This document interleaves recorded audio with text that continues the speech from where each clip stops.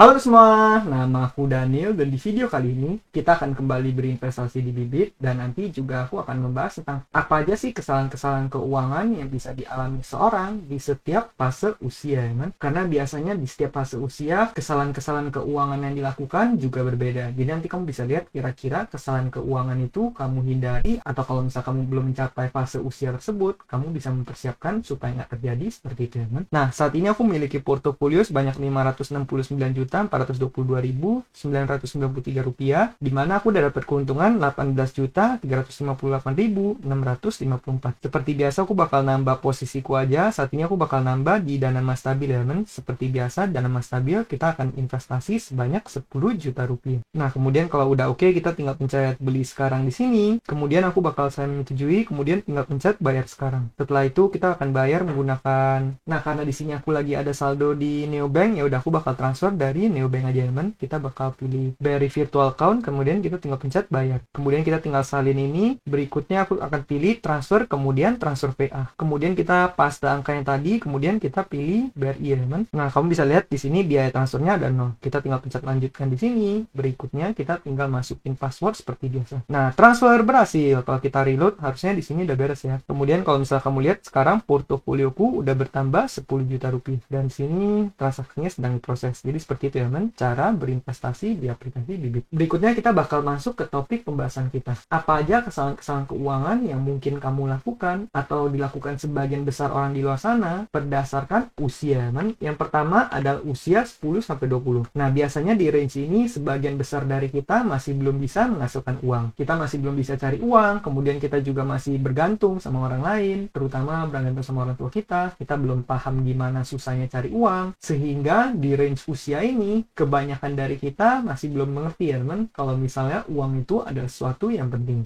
Nah, keadaan ini juga diperparah lagi dengan fakta bahwa di masa-masa sekolah, kamu kan sama sekali nggak diajarin tentang uang ya, men. Di masa sekolah, aku inget banget, kita nggak ada diajarin sama sekali soal investasi, kita nggak diajarin cara menghasilkan uang gimana, cara melipat gandakan uang gimana, terus pentingnya literasi keuangan juga nggak diajarin, cara membayar pajak nggak diajarin. Aku pribadi juga sama ya, men. Di masa dulu, dari awal aku sekolah, SD, SMP, SMA, sampai aku kuliah di luar negeri, itu sama sekali aku nggak diajarin tentang keuangan. Sampai akhirnya di awal karir aku baca buku seputar keuangan, beberapa buku seputar investasi, baru aku sadar kalau misalnya ternyata literasi keuangan, mengelola keuangan itu penting. Jadi sebenarnya kalau di fase-fase ini, kesalahan keuangan yang paling sering adalah kita masih belum belajar tentang literasi keuangan. Kita nggak belajar dari sedini mungkin ya teman. Padahal yang namanya investasi itu compound interest, di mana kamu mulai lebih awal akan semakin baik. Maka dari itu kalau kamu dari lebih muda, usia masih belasan tahun belajar investasi, nanti kamu bisa melakukannya lebih awal dan pada akhirnya kamu bisa membangun aset yang lebih besar. Berikutnya di usia 20-25. Nah, kalau misalnya di masa-masa ini kan orang-orang baru pertama kali mulai bisa menghasilkan uang. Cuma yang sering jadi kendala adalah karena orang-orang masih baru memulai karir, jadi sering banget income yang dimiliki itu masih belum tinggi. Yang namanya masih baru mulai karir pasti mulainya dari bawah ya men. Mungkin ada yang masih di bawah UMR atau misalnya orang mendapatkan gaji UMR, dan seringkali yang jadi kendala adalah di usia-usia segini kita hanya bisa paycheck to paycheck. Jadi artinya kita dapat gajinya berapa, semua gaji tersebut kita gunakan untuk membayar biaya hidup kita. Ditambah lagi di usia-usia segini, kebanyakan orang masih belum sadar akan pentingnya investasi ya men. Mereka masih belum tahu bahwa sebenarnya uang itu harus diinvestasikan. Seringkali di usia ini orang juga belum sadar kalau misal uang kita itu tergerus sama yang namanya inflasi, uang kita itu value-nya menurun dari waktu ke waktu. Terus kemudian kalau misalnya ada selisih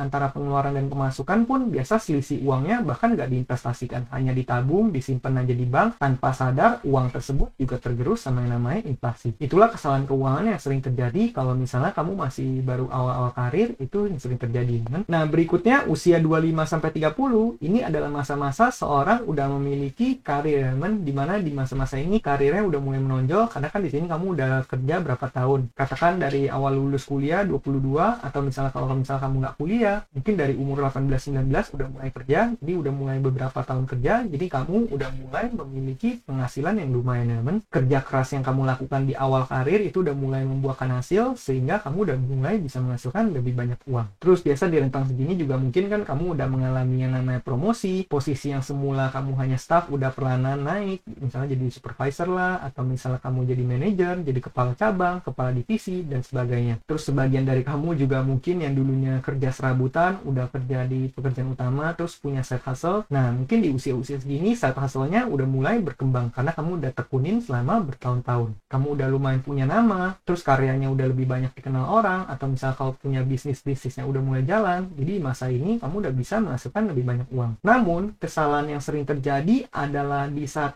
di masa seperti ini adalah masa-masa di mana orang bisa kepincut gengsi ya, di mana mereka mentingin banget gengsi karena udah mulai ada uang. Jadi kebanyakan orang itu tergoda ya. Misalnya kamu udah mulai punya berapa ratus juta, kemudian karena kamu pengen mendapatkan validasi, akhirnya uang tersebut malah digunakan. Contohnya kamu belum mampu beli mobil yang mewah, tapi kamu maksa nyicil supaya kelihatan lebih oke. Terus misalnya kamu nyicil rumah yang besar, padahal bayarnya itu ngap-ngapan. Terus kemudian nyicil beli HP baru, padahal HP yang lama juga masih oke. Terus kamu juga beli barang-barang mahal seperti laptop lah, kamera, atau apapun itu yang sampai puluhan juta. Terus juga mungkin cicilannya banyak sehingga cash flow kamu menjadi terganggu. Nah, inilah kesalahan-kesalahan keuangan yang lumayan terjadi di masa usia 25-30. Karena di masa-masa seperti ini seringkali emosi kita masih belum stabil ya, teman. Kita masih sering impulsif buying, terus juga masih pengen mendapatkan validasi dari orang-orang. Ada juga bahkan yang di usia segini itu buru-buru banget nikah, padahal keuangannya masih belum, persiapannya masih belum matang, tapi buru-buru nikah, teman. Mungkin karena tuntutan atau apapun itu. Kondisi ini juga bisa diperparah lagi kalau misalnya kamu nikah, terus pengeluarannya sampai over budget ya, teman. Uang yang mungkin seharusnya bisa digunakan untuk membeli aset supaya uangnya bisa produktif, menghasilkan uang lagi,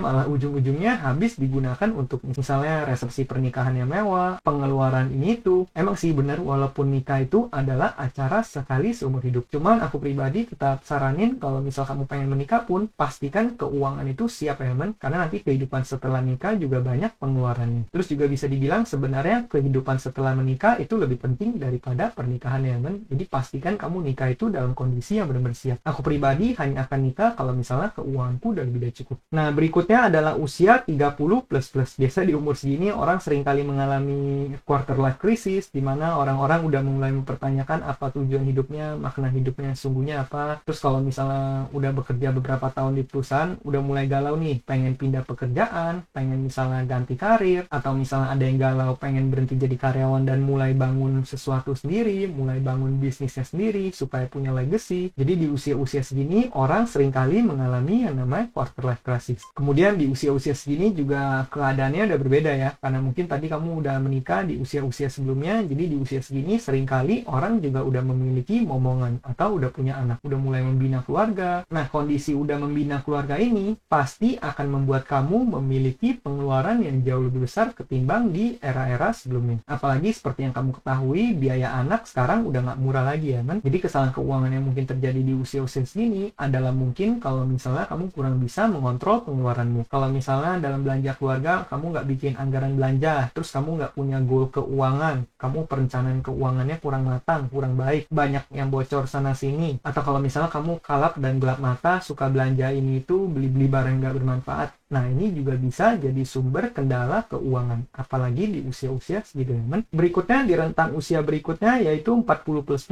Di rentang ini biasanya orang udah memiliki resource yang lebih banyak karena kamu udah bekerja belasan tahun, terus karir kamu juga udah mulai cemerlang, penghasilannya udah besar banget, terus kamu juga misalnya udah punya posisi, katakan udah menjadi direktur, atau kamu udah punya bisnis yang besar. Nah, kesalahan-kesalahan keuangan yang sering terjadi di usia segini adalah biasanya terjebak yang namanya investasi bodong ya. Karena kamu udah mulai punya banyak resource, biasanya kamu dalam berinvestasi juga mungkin jumlah investasinya lebih besar. Terus yang bisa menjadi penyebab adalah karena mungkin di usia-usia segini kamu memiliki kesibukan banget ya, teman. Dimana kamu udah sibuk mencetak uang, kamu juga udah mulai punya posisi, atau kamu punya bisnis, dan juga kamu harus mengurus keluarga kamu. Jadi seringkali dalam usia-usia segini, orang-orang kalau misalnya berinvestasi mungkin kurang melakukan riset yang mendalam, kurang melakukan analisa mendalam, atau yang lebih parah lagi bisa juga disebabkan oleh kalau misalnya kamu ditipu teman sendiri, ditipu partner bisnis, atau misalnya kamu dijerumuskan oleh teman sendiri, suruh masuk ke sini. Nah, yang sering jadi kendalanya adalah kalau di usia segini, kalau misal kamu investasi, biasa jumlah investasinya juga udah besar. Jadi kalau misal kamu sampai masukin jumlah yang besar, terus ternyata itu adalah investasi bodong, kamu bisa mengalami loss yang luar biasa ya, man. Maka dari itu, di usia-usia segini harus rawan. Apalagi bagi kamu yang udah memiliki banyak resource, kamu harus tetap mengelola resiko dalam berinvestasi. Nah, berikutnya kesalahan keuangan yang mungkin kamu lakukan adalah kalau misalnya kamu nggak mengajarkan anakmu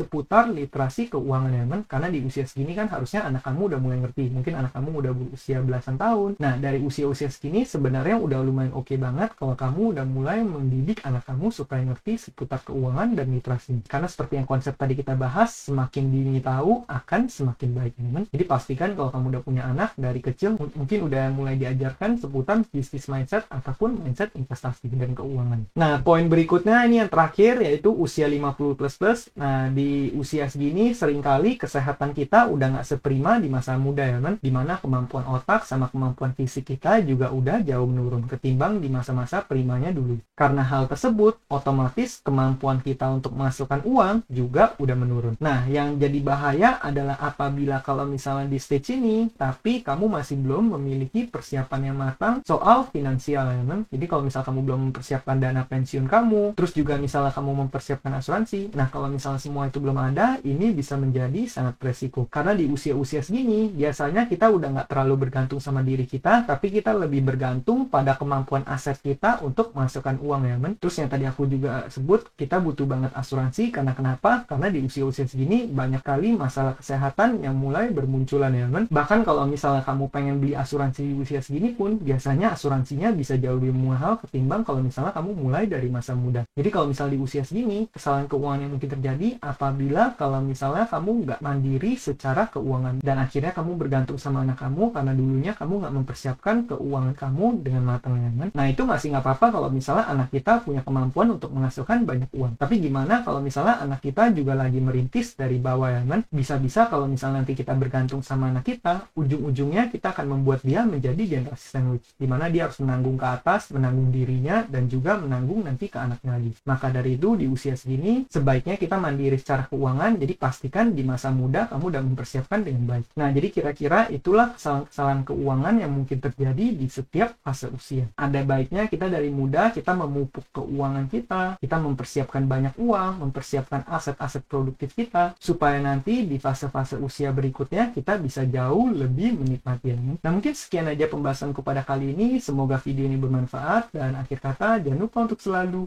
invest. Sampai jumpa di video berikutnya. Bye.